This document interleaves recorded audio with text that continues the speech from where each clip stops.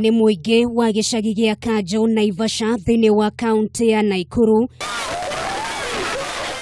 Kĩo gĩkĩ gĩothe kĩrongoreirio kuhonokia kairitu kamwe ga kĩrathi gĩa kerĩ karĩa gakoretwo kahingĩirwo nyumba-ini ĩno nĩ arĩa makoretwo magĩikara nako.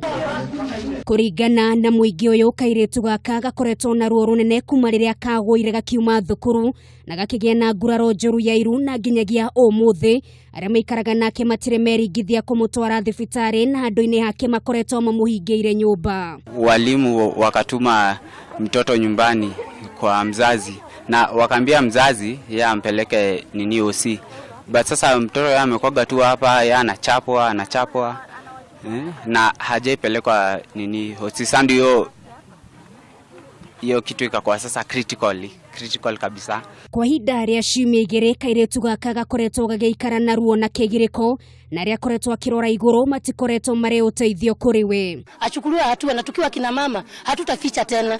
Tukiona jambo lingine likitokea kama hilo, akina mama wengine wenye wanafanya hivyo, hatua itachukuliwa mara moja. Kurerikana akoretwo agĩikara na mama wao thutha wa nyina mũmũciari kũhurũka mĩaka igana na mĩhĩtũku.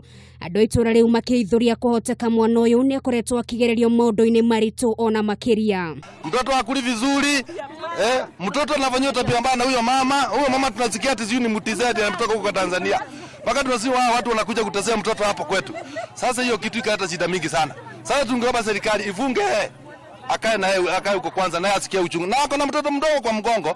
Sasa tukajidwa hiyo ni nini? Hana huruma na mtoto. Hiyo ni jambo lenye masikitiko sana. Na iwe mfano kwa mama wengine. Kwa hivyo mama yote mwenye ako hapa anajua anafanya hivyo.